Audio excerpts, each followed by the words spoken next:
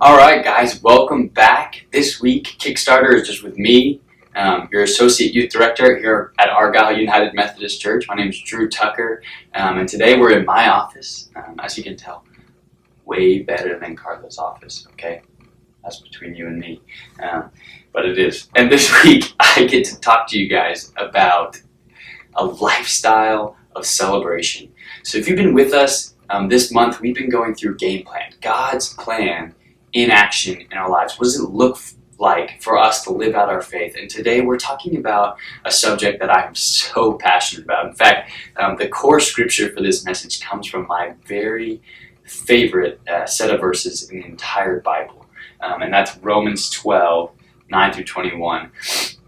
So we're talking about the lifestyle of celebration, that following Jesus isn't something that you just sprinkle a little bit on Sunday mornings, maybe a little bit on Wednesday night, Sunday night, a little service project here, but a lifestyle of being in the presence of God, of knowing and being aware of God, and of living into the heart of God in everything that we do. And so I want us to just read together. If you guys have a Bible, pull it out. This is one of my favorite scriptures in the whole Bible, and it's describing what this lifestyle looks like. It's Romans 12, verse 9 through 21, and we'll look at it together. It's not a super long passage. I'm reading from the CEB, but follow along in whatever you have. Love should be shown without pretending. Hate evil and hold on to what is good. Love each other like members of your family. Be the best at showing honor to each other. Don't hesitate to be enthusiastic. Be on fire in the Spirit as you serve the Lord. Be happy in your hope. And stand your ground when you're in trouble. And devote yourselves to prayer.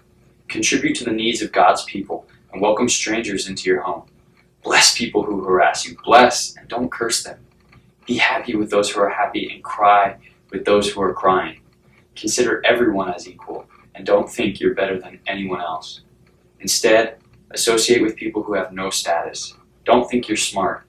Don't pay back anyone for evil actions with evil actions, but show respect for everyone else and what they believe is good. If possible, do to the best of your ability, live at peace with all people. Don't try to get revenge for yourself, my dear friends, but leave room for God's wrath. It is written, "Revenge belongs to me, I will pay back," says the Lord. Instead, if your enemy is hungry, feed him. If he's thirsty, give him something to drink. By doing this, you put burning coals of fire on his head. Don't be defeated by evil, but defeat evil with good. And that's talking about this lifestyle, this mentality that God wants to transform us through the work of the Holy Spirit into.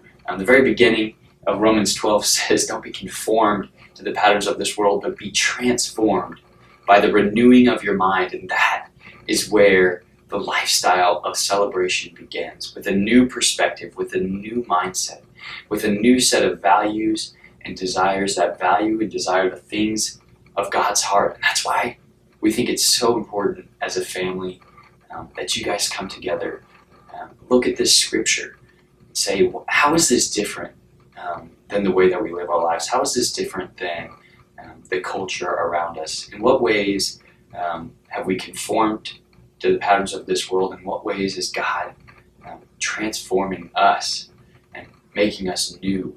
In what ways are we living into that life of walking with the Spirit? And I want you guys to just take a look at this passage and think about those questions.